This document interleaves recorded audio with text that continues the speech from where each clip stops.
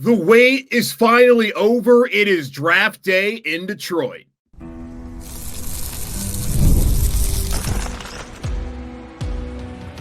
You are Locked On Panthers, your daily Carolina Panthers podcast. Part of the Locked On Podcast Network, your team every day. Welcome into another edition of the Locked On Panthers podcast, a part of the Locked On Podcast Network. I'm your host, as always, Julian Council, talking Carolina Panthers with you every Monday, Tuesday, Wednesday, Thursday, and Friday. Your team every day.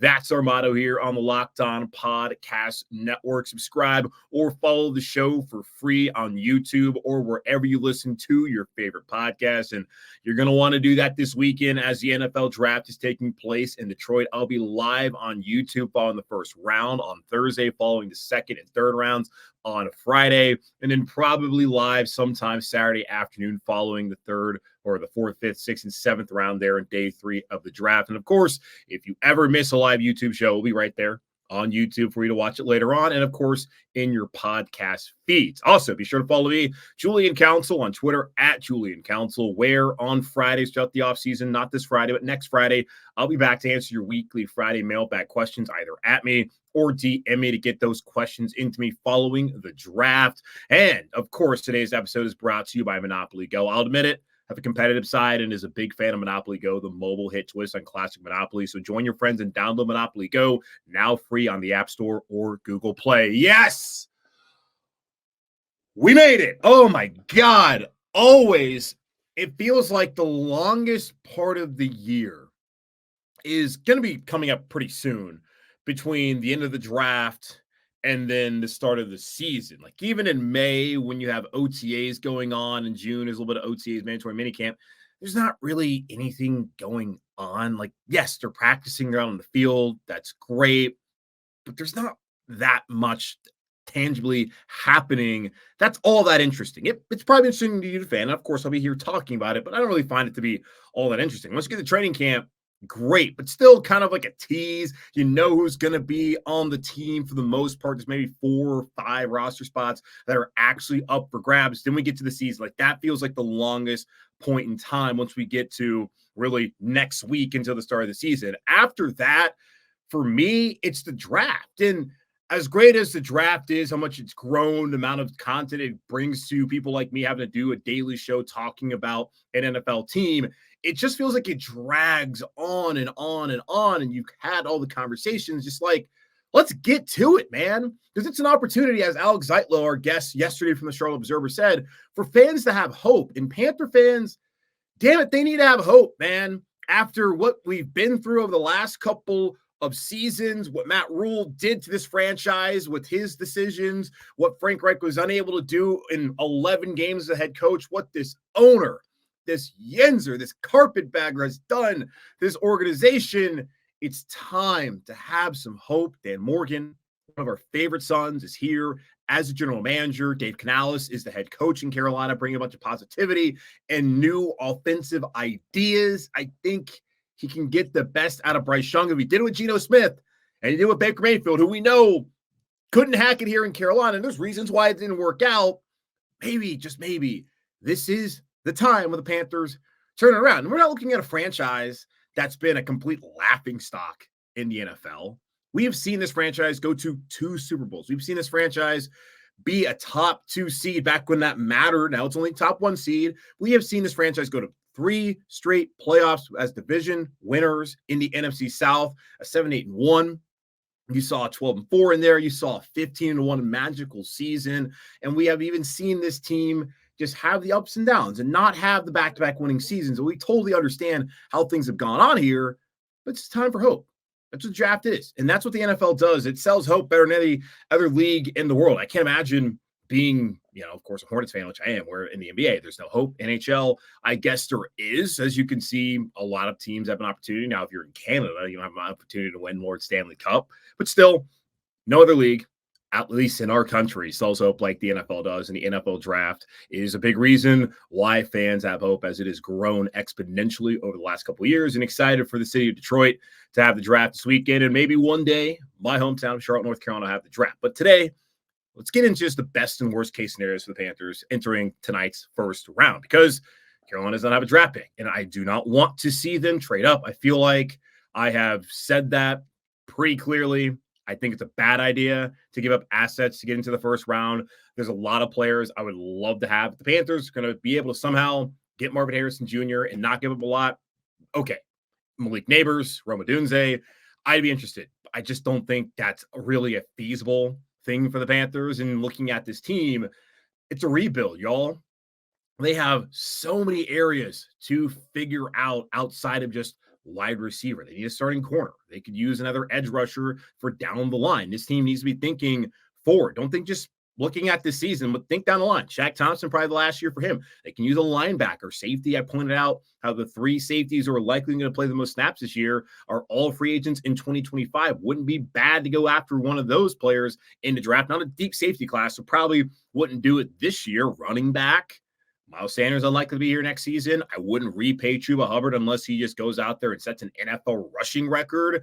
Even still, federal minimum wage. And I'm sorry to my listener out there who apparently his cousin's Tariq Cohen. He doesn't like when I devalue running backs. I didn't devalue running backs. The league devalued running backs, and I kind of followed suit by also saying that you pay him. They don't really seem to do all that much for you. You don't have to pay him. Yada, yada, yada. But still, there's a lot of needs. First round, it does not make sense for this team to trade into the first round. I don't see it. I've had people say Brock Bowers, think he's a great player. At least he was collegiately. I think he's going to be a good player in the NFL. If you look at the guys in this draft, I feel like there's just no way this guy's not going to hit. And that's how I felt about Penei Sewell a couple years ago. And look what the contract he got on Wednesday afternoon. I look at Brock Bowers as one of those guys, like there's just no way. Malik Neighbors out of LSU, Marvin Harrison Jr., I feel the same way about them. You look at quarterbacks, I feel like Caleb Williams is going to hit. I feel like Drake May is going to hit, even though it can be pretty up and down figuring out when those guys are going to work out.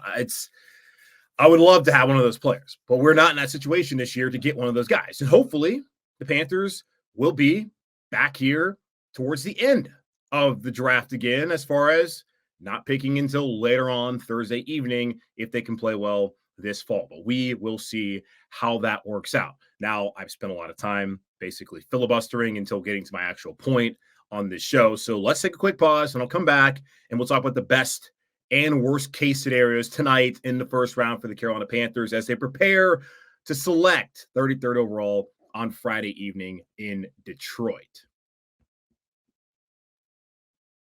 We've all been there either as a player or as a fan. It's halftime and the scoreboard is not looking good. You're feeling low, not sure if you or your team can pull out a win. That's when you dig deep, lift your head up and say to yourself, time to get back in the game, pull off some bank highs and take as much of my friend's money as I possibly can. That's right. The smash hit mobile game Monopoly Go lets you compete with your friends to get the most riches and biggest empire. It's Monopoly you love, but on your phone.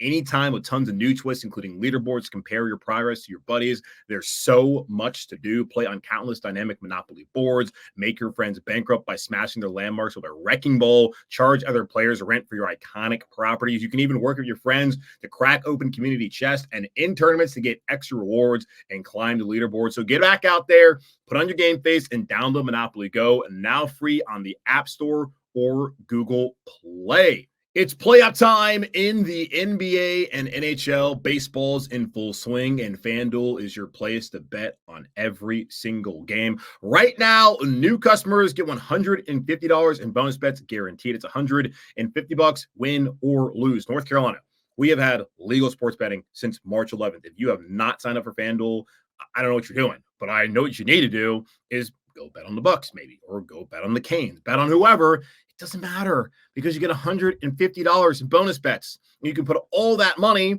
on a team that could potentially be a surefire winner.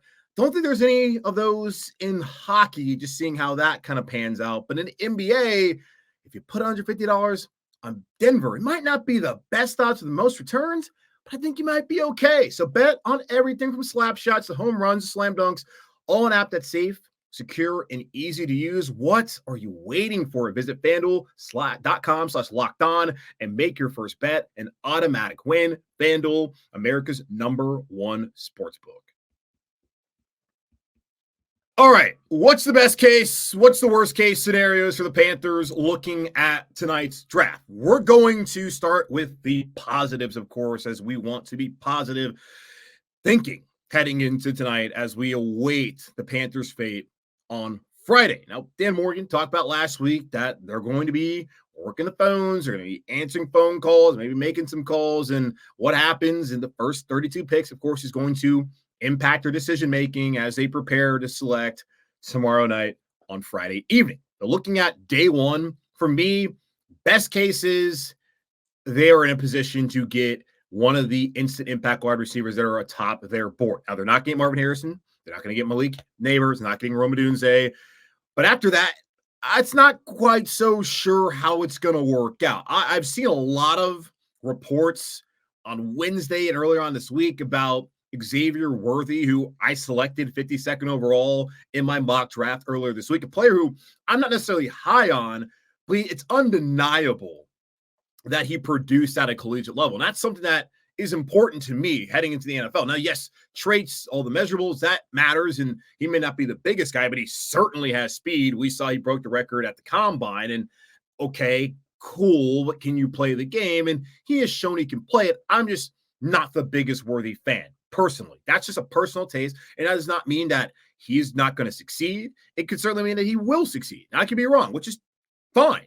Hopefully, if he does succeed, it's here in Carolina, if that's going to be the case. I have seen people say that he is potentially, there's a lot of momentum about him being the fourth receiver taken. And it seems in large part because of the speed there. And teams are looking for speed, and they're looking also at a guy that can be a deep ball threat and who has produced at Texas, which under Steve Sarkisian has risen from the ashes, left once they got rid of Mac Brown, to being a legitimate national title contender in where they believe they should be. And Worthy was a big part of that over the last couple seasons, especially last year, playing with Adonai Mitchell, who's also a first-round wide receiver prospect, and Quinn Ewers as his quarterback.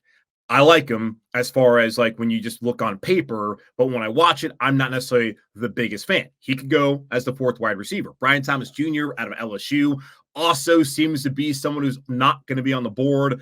Then after that, it's kind of a toss-up on what happens. Looking at Matt Miller's latest mock draft on Wednesday over at ESPN.com, he had Marvin Harrison Jr. going, Malik Neighbors, Rome Odunze. Of course, the first three, he had Worthy, then Brian Thomas Jr., then Xavier Legette, who said earlier this week on a podcast, I think it was like a Texans podcast, saying that the Panthers told him if he's there at 33, he's their guy. Dave Canales, speaking to the media earlier this week, said that, yeah, we said that's like 50 different guys, which conventional wisdom would probably lead you. It's basically the same thing. We were going over it last year when Josh McCown was talking to CJ Stroud saying, oh, yeah, you'll hoop when you move here to Charlotte. They're telling all the prospects that when you come here. Doesn't mean that that's exactly what's going to happen. And for the Panthers, it's largely out of their own control whether they can even select Legette because they're not drafting in the first round right now. Hopefully not, but they're not slated to draft in the first round, and they're not picking number one. Last year, they could say that to every single prospect because they actually had control over the draft board. This year, they're at the mercy of a lot of teams. But looking at that mock, if it works out where Harrison Jr., Neighbors, Odunze, Worthy, Thomas Jr., and Legette are gone, that still leaves Ladd McConkey and A.D. Mitchell on the board for the Panthers. And I would be giddy about that because I want A.D. I've let that be known. I want A.D. Mitchell. If of all the guys we've talked about where it's really been Worthy, McConkey, Mitchell, Legette, Coleman, A.D. is the guy I really want.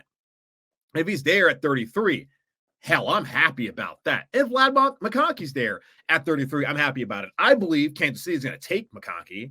I did a creator mock draft over on Bleacher Report on Wednesday afternoon. It was like a 2-hour live stream. I was part of it. Panthers didn't have a pick. It was only first round, so I kind of just sat there the whole time. But the Chiefs selector, she took Ladd McConkey. And I saw earlier this week on Monday, I believe Ladd McConkey is going to Kansas City. Just a guess, because if you're talking about how polished of a route runner he is, and he can separate, can catch the ball, sounds like something Kansas City would be looking for in a wide receiver.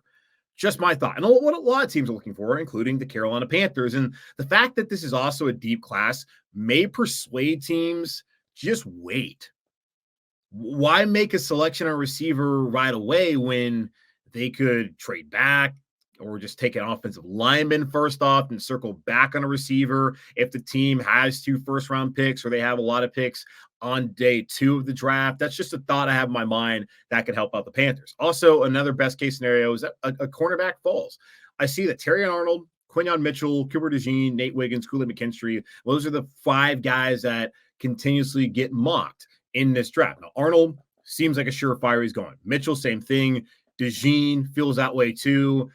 Wiggins, McKinstry, you look at Ennis Rakestraw, those are the guys where it could be touch and go as far as whether they're actually going to be a first-round pick. And if someone like Nate Wiggins is there at 33, like, damn, it's going to be hard for me, especially someone who would love to have McConkey or Mitchell, especially if they're sitting there at 33, to want to pass up on a player like that who has great technique, great size, and excellent speed to come in here to potentially, depending on how JC holds up, play opposite JC Horn and have that long-term cornerback duo. But, of course, Panthers are at the mercy of the draft. Another thing, just looking at best-case scenario, Graham Barton out of Duke is not going to be there at 33, it looks like. So he's gone as probably the top interior offensive lineman in this draft class. Jackson Powers Johnson could be there. Zach Frazier is probably going to be around even to 39. The Panthers decide to stay there with the 39th overall pick in the draft on Friday night. So center is still being available. A good chance that they could have 2 available to them. And that they could be sitting there looking at wide receiver that they like and looking at a center like Jackson Powers Johnson with first-round talent who they like, maybe even a corner who they like once they get 33. Like, those are the best-case scenarios. Worst-case scenario, and this is really, to me, the only worst case, like if a center, like if Barton, Powers Johnson, and somehow Frazier are all gone, all right, like that's not a primary need. Austin Corbett, he talked about this on Wednesday saying, I talk too much to be a guard, and he's going to play center. They can always get to it next year in the draft. I would prefer them address it now, but there's some other needs, and they may not get a guy who's ready to compete, and they may not need someone who's ready to compete. Corner, they can get a nickel. They don't necessarily have an outside guy. You can always circle back on Stephon Gilmore, so that could be something that you can kind of not be too concerned about. Edge, they're good there. Linebacker wouldn't be that big of a deal. Like, looking at just 3 positions, I feel like are the primary needs. They can find a solution in Stephon Gilmore if they strike out at corner. Center, they don't have to get one right now. But wide receiver, they got to get somebody. That's the way I look at it. And worst case scenario is that there's a run on wide receivers. Looking at all these mock drafts, mainly on ESPN.com, I've seen the Cardinals, the Giants, the Titans, who really more often than not are being mocked to select Joe Alt from Notre Dame with their pick 7th overall, but I've seen them as a team. The Bears, of course, the Colts, and they've kind of been either like Quinyon Mitchell at corner or they've been a wide receiver. I've seen the Bengals, and that could really depend upon what their plans are for a player like T. Higgins. Yet another Cincinnati Bengal requested a trade on Wednesday when Trey Hendrickson, the former Saint, decided he wanted out because he wants more money. The Bengals may tell him, like they've told other guys in the past, shut up and play, but we'll see how that works out. The Chargers, they're a team that after watching, well, they traded away Keenan Allen, they let Mike Williams go. They need receiving help. The Bills, we know, Stephon Diggs, rather, he's gone. So is Gabe Davis. The Chiefs, they're a team with what's going on for Sheet Rice. They were probably in the market for a receiver anyways, and they could go with the receiver. So that's 1, 2, 3, 4, 5, 6, 7, 8, 9 teams. And really, I feel like 8 teams that could be a good bet to take a receiver night one. If you see 8 to 9 receivers go off the board, that's bad news for the Panthers. Also, the Patriots sitting there at 34, they can take a quarterback 3rd overall. Maybe they trade back into the 1st round and get a quarterback and a wide receiver duo to turn things around there under Gerard Mayo, their new head coach in New England. Like, that's really the worst case scenario for me, is that we look at the end of the night and you've seen 8 receivers go off the board, including like McConkey, who I think is going to end up being a 1st round pick. 80 is gone. Leggett is gone as well. We're like, all those guys that we spent all this time talking about are gone. I'm still a believer in Keon Coleman. I know that he's not someone that a lot of fans love based off of just what they've been told about separation and really last year, the PTSD from that. And there's people who say he can play as a big slot role, which, could that be the role that Mingo plays? Well, Mingo's no good. So maybe have someone who actually is a good player play that role instead. That's just my opinion, but we'll see how it works out. Worst case scenario to me is there's a run on wide receivers and the Panthers look at their board and there's just not a guy that they really want to actually take there at 33. And then they're having to decide what to do there on Friday night. That's the worst case scenario. But there's still some good case scenarios that come out of this in there, what happens tonight in Detroit. But really for me, for the Panthers heading to the draft, patience is key. I'll tell you why here in just a moment on Locked On Panthers. When you're hiring for your small business, you want to find quality professionals that are right for the role. That's why you have to check out LinkedIn Jobs. LinkedIn Jobs has the tools to help you find the right professionals for your team faster and for free. LinkedIn isn't just a job board. LinkedIn helps you hire professionals you can't find anywhere else. Even those who aren't actively searching for a new job just might be open to the perfect role. In a given month, over 70% of LinkedIn users don't visit other leading job sites. So if you're not looking on LinkedIn, you're looking in the wrong place. On LinkedIn, 86% of small businesses get a qualified candidate within 24 hours. Hire professionals like a professional on LinkedIn. LinkedIn knows that small businesses are wearing so many hats and might not have the time or the resources to hire. LinkedIn is constantly finding ways to make the process easier. They even just launched a feature that helps you write job descriptions, making the process even easier and quicker. In fact, 2.5 million small businesses use LinkedIn for hiring. Post your job for free at linkedin.com/lockedonnfl. That's linkedin.com/lockedonnfl to post your job for free. Terms and conditions apply. Patience is key for the Panthers heading into the draft tonight. Don't get cute. You've evaluated the players. You have your board. Stick to it. Obviously, Carolina wants to go and get best player available. They also want to fulfill a need. If they can do both at the same time, that is the perfect draft pick for the Panthers. I don't think they need to be reaching into the first round, giving up assets because they get a little jumpy and they want to get someone who can be an impact player, which is great in theory to want to get an impact player, which is what they want to do. They look at 33 as a first round pick. And that's what I've been told by people out there, that they are valuing 33 as a first round pick. And 39, they could stay there or they could trade it. And even when doing the mock draft the other day, just looking at some of the scenarios that they would allow me, I could, of course, force a trade, but some of the scenarios where they were allowing a trade, going back to 52 wasn't ideal. But understanding that it's going to take some time and getting more players in day two, more players in the top 100 and really 101, where I was able to get 5 players, that's what Carolina really needs to be focusing on, is being patient and not trying to cut corners, which has been the franchise's issue over the last 5 years or so. When you think about when Matt Rule came in here and they gave this whole BS about wanting Cam Newton, sponsored by Honeywell, then got rid of Cam Newton and had no patience for Teddy Bridgewater. And Teddy was never going to be the long-term answer, but to not have a plan after that, to not and understand, we know now that that was not a good quarterback class in 2021, but still not having a plan where they tried to go after Stafford, didn't work out. They were interested in Russell Wilson, Deshaun Watson, all that didn't work out. Then they go and get a worse quarterback in Sam Darnold, and you can get it. He's a younger player. New York's not a good situation. Come to a better situation, which, as we saw, it turned out to not be a better situation for Sam Darnold here in Carolina, as I still don't think he's a guy who can play. They just have not had a plan at quarterback. Finally, last offseason, they exhibited a plan. They're going to trade a ton of assets, which I didn't love getting rid of DJ Moore, but they show that they want to get a quarterback. They went in free agency, letting everyone know we're getting a rookie quarterback, and they tried to build around him. They did a terrible job in doing that, but they had a plan.